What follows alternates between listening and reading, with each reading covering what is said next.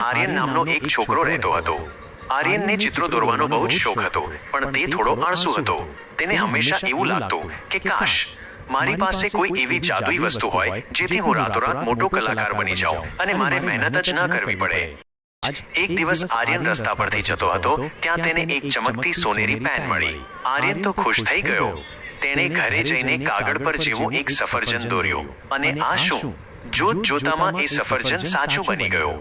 આર્યનની ખુશીનો પાર ન રહ્યો। તેણે વિચાર્યું, હવે મારે મહેનત કરવાની કોઈ જરૂર નથી। તેણે ફટાફટ મોટું ઘર, ગાડી અને ખાવા પીવાની વસ્તુઓ દોરવા માંડી અને જોત જોતામાં બધું જ સાચું થતું ગયું। પણ આ ખુશી લાંબો સમય ન ટકી। થોડા દિવસો પછી આર્યને જોયું તો પેનથી દોરેલું ઘર અચાનક હવામાં ઓગળી ગયું। જોતા જોતામાં તેની ગાડી અને બધી જ વસ્તુઓ ગાયબ થઈ ગઈ। આર્યન તો રડવા લાગ્યો, મારું બધું જ જતું રહ્યું, હવે હું શું કરીશ?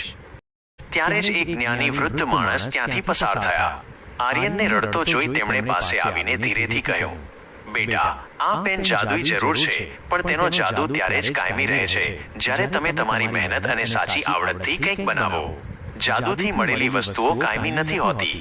પ્રેરણાત્મક અને મક્કમ અવાજ અંત આર્યનને વાત સમજાઈ ગઈ। તેણે ટૂંકા રસ્તા શોધવાનું બંધ કર્યું અને પેન બાજુ પર મૂકીને સાચી લગનથી મહેનત કરવાનું શરૂ કર્યું।